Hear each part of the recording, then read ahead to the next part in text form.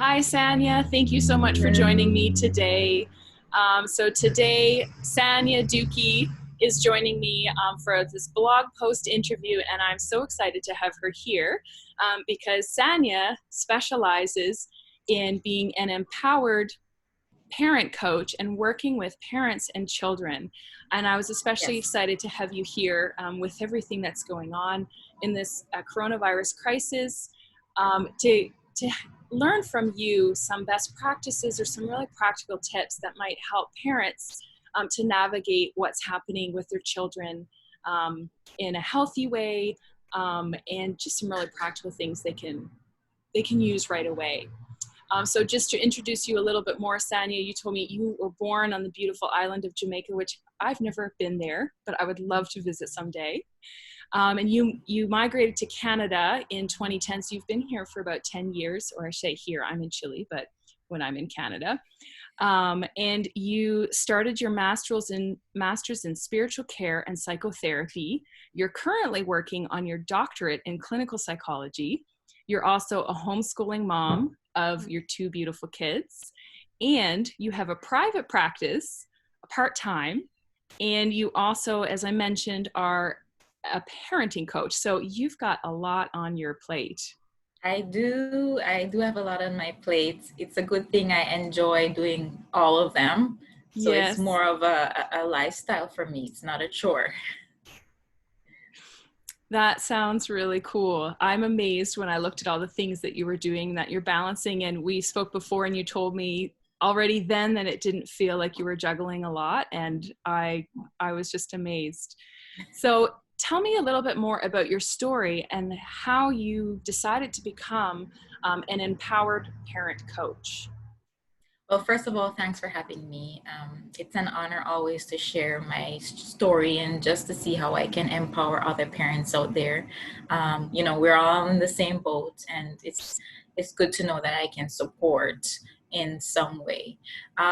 Well, my journey in becoming an empowered parent coach, I think it started to be nurtured a long time ago. When I just had my daughter, it was quite a big transition, life transition for me, where my perspective of life changed so drastically. At first, it was about my career, building my career, and just having that nice house and being comfortable. But when I had my daughter, it was more of, wow, I have a huge responsibility, and how can I do this? I don't know if I can do this. And so that overwhelming feeling came over me. I'm like, okay. Um, that's when I started to tune into this responsibility of being a parent. And I started to read more on child development, their brain's development. And I got introduced um, to Bruce Perry. He's a neuropsychologist, and he works with children um, with related to trauma. But through his work, I was able to understand the different levels of development in children, and how we play a very important part, a crucial part in helping our child's brain to develop in a healthy way, and the environment as well. And so on that, I decided um, to be that primary person in my child's life, instead of like sending her to daycare and all that stuff. But I had to balance that with my work. And at this time, I started a role as a child and youth therapist. And so just my journey there with my experience as a parent and seeing what works for my child and understanding myself as a parent and the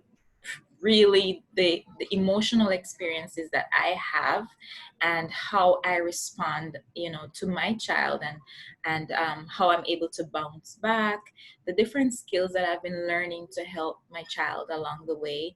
I started to support parents in that way as well, along with the evidence-based information that I've been studying, and through my practice as a mental health therapist. And so I found that, parents would come to me at first and they would be saying, I don't even know what to do. My child is this. I'm having so much trouble and I just feel so hopeless. And after working with them and helping them to understand their child from a biological perspective or from a brain perspective, and understanding different techniques and skills that they can use with their child and how they can support their child from the environmental perspective, they would come back to me and they'd say, wow, it's like a different child. It's like night and day. And so, this really encouraged me to focus more on working with parents and really letting them know that the struggle is real. The struggle is real. I relate. I still have frightening times, worrying times when am I doing a good job? But when I stick to the skills that I know and stick to the knowledge I know of what works with my child, it does help. And so I want to reassure parents the same way that you can do it. You have the capability, you have all the skills in you to do it. Sometimes we need a little bit of a direction, but we do have that source of power in us to be able to support our children. We don't have to depend on somebody else to raise our children for us. We have that capability. And so it's my goal to be able to empower parents in that way while giving them the skills or supporting them to hone the skills to support their child.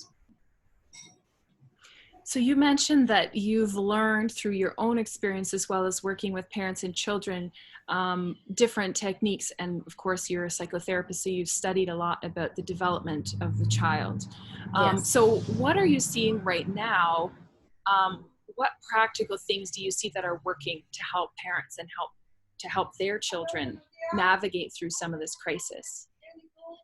Well, one of the things that I realize is that children are more resilient than we think. Oftentimes we're the one worrying more about them than, and what I find is the kids that I've been working with, and I'm checking up on them, see how you're doing, how are you responding to this, the lockdown and not being able to go to school and see your friends and so forth. They're very honest about their feeling, but they're very understanding of the situation. And I'm talking 7-year-olds, younger kids as well, not just older kids. What I've found that helped is that their parents are trying to make their days as calm as possible. That's something I encourage my parents to do, is make sure that your days are calm as possible, and you're giving time in the day to create pleasant experiences. When an individual is experiencing trauma or having experiences that would cause trauma, when that experience is mixed with pleasurable activities, it is easier for that person to rebound and to survive the situation. I just want to give a quick example there. A couple of years ago, 3 years ago actually, our whole town here, we had to evacuate because we had a fire in the whole, and so 90,000 people had to leave. But then when we went to the nearby city, the city was so receptive and very helpful to us. They opened up all their theme parks and all their recreational activities to the children and families. And the children, they would go in while they were away from their home, in the city. They spent their days at the theme parks. They spent their days in the parks, at the zoo, and they had so much fun. I know, right? But when I 3 years later, when I talked to these same children, I said, how did you cope with that fire then? Even though they were losing their homes and, their schools were burning down and all that stuff. They said it was okay. And then they would start going into what they were doing. And those things were actually the fun activities. I'm not saying that,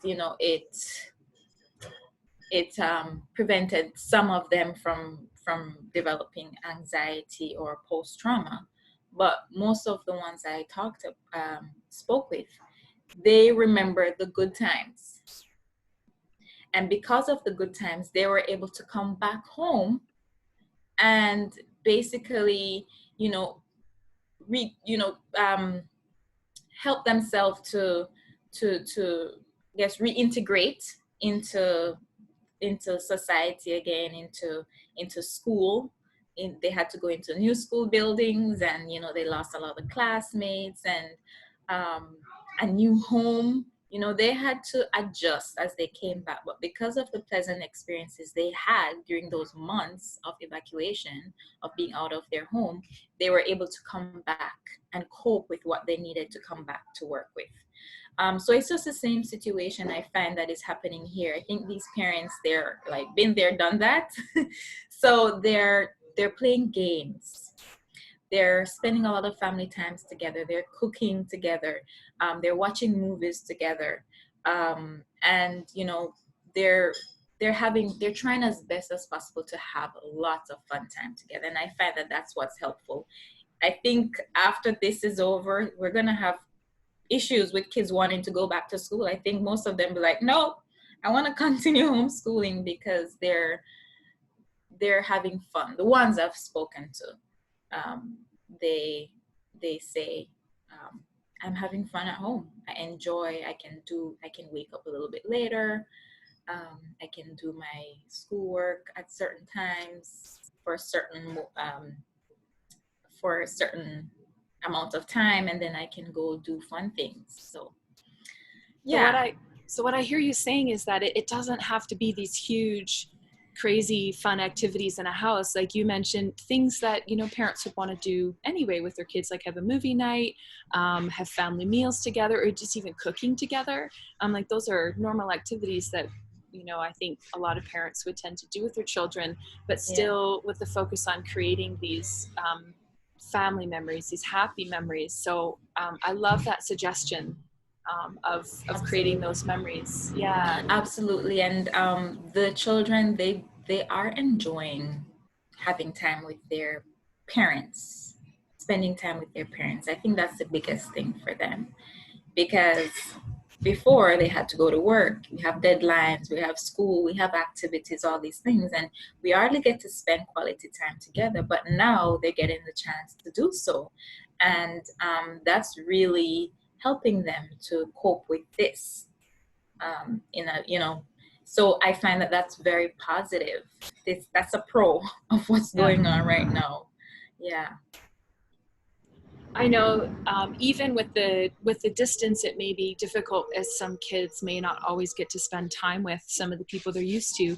But one of some of my family members, with one of my nieces, I spent time with her virtually, and we had like a nail painting party the other day, because that was something that we could do online. That was still kind of fun, and we were telling each other jokes, and I showed her a magic trick at one point.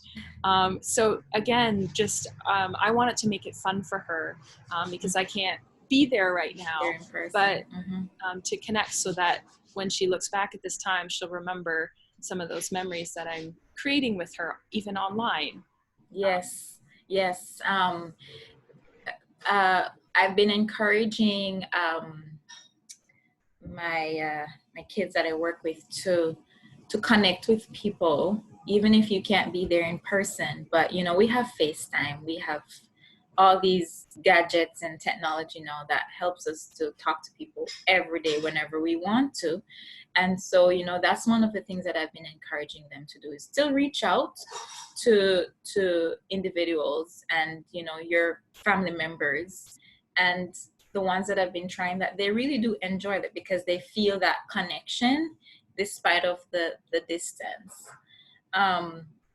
One of the other things I encourage them to do is make a plan. You don't want to be too rigid, but at the same time, having a plan as to what you're going to be doing today, and having just a simple routine does help to structure you. Because we're now living in a very dysregulated time. We are uncertain about what tomorrow is going to be, you know, what the news is So going to true. be flooding out to us. Yeah. Yeah, but, you know, we can focus on what we can control. And, you know, one way of doing that is create a simple routine that it helps to regulate us. We need that. Our bodies are wired in that way where we need regulation. And so, you know, that's what the parents have been doing with the kids, you know, bedtime, lunchtime, evening time, and just certain things that they can expect with flexibility, of course, but it does help to regulate them. Can you explain a little bit more about that, of why a simple plan would help kids and maybe the parents as well? I don't know about that, but why something as simple as making a plan would help kids to regulate better during this season? Yeah. Um, so I'm going to get a little bit scientific. I hope it's okay. For sure. So we have three major, well, I'll focus on three functionalities or three major functionalities of the brain. So we have the brain stem, which is right at the close to the nape of our neck, and it's connected to our central nervous system, right? And really, that's the first part of the brain that is fully developed. So from a baby, it's been fully developed, because what it does is that it helps with survival. It helps um, to to get whatever information it's getting from the environment, and and helps the body to know whether it's good for them or it's not good for them. And that then feeds up into the brain. The next level from the brain stem is the limbic system, and that's our emotional center. And then the upper part is our prefrontal cortex, which is the thinking part of our brain. Now, because our limbic system is very much connected to our senses and just how we operate, we're talking about heart rate, whether you're hungry, whether you're cold, whether you're feeling safe, or you're just feeling everywhere, like you're everywhere, feeling very dysregulated, then your brain is going to take all that information. And when that happens, is that it's going to feed into your emotional center. You're going to feel agitated, irritable, anxiety increases. And also, you know, there's a little part there we call the amygdala, which is it's a control center for survival. So if it senses uncertainty, then it goes into survival mode, and it feeds that into the body, and then the body starts acting likewise, you know, because our body is created to do that. That makes a Now, lot of sense, because I've been hearing that word uncertainty a lot. And I know I've been feeling that myself. And I was wondering, why does uncertainty cause some of these emotions that I'm feeling, and as well as in me and other people around me? So that helps me to understand more of why that's happening. Yes, there is there's definitely a physiological response to that. And when the body connects with, feels uncertain or not safe or regulated, not calm, you know, it doesn't know what to expect and so forth, then the amygdala kicks in, and the amygdala tells the body, get ready to fight or flight or freeze, get ready to survive. And that's when we have the adrenaline rush, and, you know, our major body organs start to respond in a certain way. And then the cortisol hormone, the stress hormone, starts to be released in our body. And so that's when we find that we start to experience that overwhelmingness from stress, right? But when, for a child, when we create some level of normalcy and expectancy for them, you know, they know in the mornings they wake up at a certain time, they have their breakfast, they do their either drawing or quiet time or something, or school, their body is already in the knowing. So it doesn't have to be like, okay, what do I do? Okay, I got to get ready for whatever it's going to take, you know, I got to take on. And so that's why it's really important to even maintain a simple schedule, because it helps the amygdala to keep calm and it reduces the chances of our body just releasing cortisol, which over a period of time that can cause damage to the brain if it's there day in day out and it doesn't get the time to calm down and releasing those serotonin, which is a positive hormones. And Right. that's why I'm encouraging, everybody create pleasant memories, because when we do that, we counteract the stress hormones with positive hormones, right? And that definitely helps. So yeah, creating a simple schedule is not only mentally beneficial, but physically it helps us to be more regulated and not just all over the place. And it's very important for children too, right? Because they're still trying to figure out themselves, and despite of what's going on, they're they're they're still trying to see how they're coping with it. So when we do these things, we make it easier for them, much easier for them. That makes so much sense. Wow. I feel like I could talk to you all day and just ask you questions about all of these things. It's so interesting. Yeah. So thank you so much for those practical tips. So we talked about for parents how creating pleasant memories, and it can be simple things like you talked about. I mean, it could be games. You talked about movies, cooking together, focusing on that. And then you also talked about the importance of creating a simple routine for kids, which I would imagine from what you just talked about, that having a simple routine for adults would be very helpful as well, to help reduce the stress hormone and the Absolutely. uncertainty.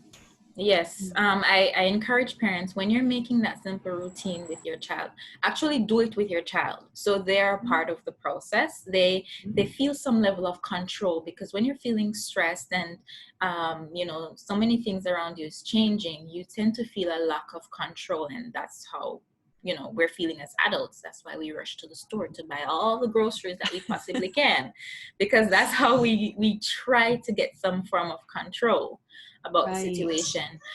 So I say to parents, make that schedule with your child. Make it fun, make it something that they want to do. But at the same time, put in there that this is mommy's self-care time, or this is daddy's self-care time. Just Right. so they know that, hey, you're also doing what you're preaching, right? You're saying, hey, I need these time, my calm down time, but mommy's doing it too, daddy's doing it too. And so when you're telling your kids, okay, it's mommy's time now, it's easier for them to receive that. And yeah, I'm sure they're probably going to want to be all over you still, but you have better chances of them understanding, okay, this is mommy's time now, because that's what we plan, that's what we decided on together. And it really does help the parents to basically unwind and just regulate their own self as well, because we really do need that. If we don't have it and we're not regulated, we have something called mirror neurons, and children mirror that, Yes. I right? th- So yeah, I think, and that's one of the things that John Maxwell talks about as well in leadership, is that people do what they see, not what they yes, hear. And absolutely. those mirror neurons, I think the same principle applies to us even as adults, but especially Absolutely. kids are, I don't know, I liken kids to, and I don't have the background that you do, but to me they just look like these little sponges, and they're soaking up everything around their environment, and they're watching you, what they do. And Yes. then sometimes you hear them say or do things and you're like, where did that come from? And then you're like, oh, that Yep. came from me. Pretty much, because their reality right now, depending on their age, if they're younger, their reality is based on what they're getting off of their primary caregiver. So if the primary caregiver is expressing a sense of fear and anxiety, then that's what the child is going to be reading. That, okay, I need to be anxious, I need to be scared. So one way of helping your child is to focus on yourself, practice self-awareness, practice self-care, do your mindfulness, meditation, prayer, whatever it is that helps you to be grounded. And also, find somebody to talk to about these things, because sometimes when we keep these emotions and all these things inside, it does start to become almost like a volcano. It starts to push out because the pressure is too much for us emotionally. Yeah, that's right. We talk a lot about leading from the inside out and a lot about self-leadership, which is so important because whether we see ourselves as a leader or not, most of us have influence in some sphere. And if we're parents, we have influence in our homes. We have influence with our spouse or our partner. We have influence at our workplace or our business or wherever our circle is. We have influence in those areas. And so in order to be able to have the results that we want, to create a safe home, a happy home, or to help reduce, maybe the stress that we're feeling in the household, we need to be able to practice that self-leadership well in order to be able to positively influence others. Absolutely. So thank you so much for joining us today, Sania, and for sharing these wonderful insights. And I believe that you have something that you would like to share with our audience. You mentioned that in May 2020, you have a course that's going to be released. Yes, I do have a course that I'll be releasing. It's called the 10 Steps to Transforming Your Parenting, and it does include a lot of what I've been talking about here, just so you can understand your child more, and also learning more about yourself and how your approach to parenting can be more enjoyable instead of just a task. So for the first 10 people who will purchase this course, I'm giving them the opportunity to connect with me one-on-one, free. So that's quite a steal there, just to guide them one-on-one through this course.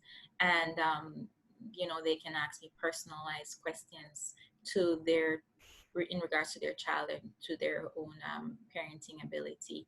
We are going to be having a group, of course, a group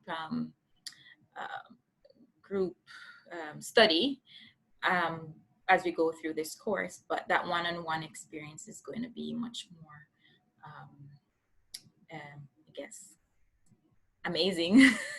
So the first 10 people who sign up for your course will get a one-on-one free consult with you, I believe you said for 10 weeks. Plus, they'll also get the group experience. Yes. Okay. That sounds like an amazing offer for parents who want to learn more about transforming their parenting. So thank you so much for sharing that with us. And how can our audience members get connected with you? Okay, so visit my page, The Empowered Parent, and you can follow me on there. Each week I do release different educational videos and just, connect with my parents on there. You can also email me at sania.dookies@dookies.ca. And I look forward to connecting with you, and we're all in this together, and we can get through this together. That's right. As Queen Elizabeth has been reminding us, I've been enjoying watching some of her speeches. This too shall pass. She's seen a lot of changes happen in her lifetime, and she's reminding UK citizens, but also the rest of the world too, that this too shall pass one day. So thank you for sharing those links and your email address, and I will include those as well in the blog post so people can get in contact with you if they have more questions, either about your course coming out in May or other questions about support about your Empowered Parenting page. Awesome. So thank you so much today. Thanks for having me. Thank you everyone for joining us today and watching this video, and to look forward to speaking with you again soon.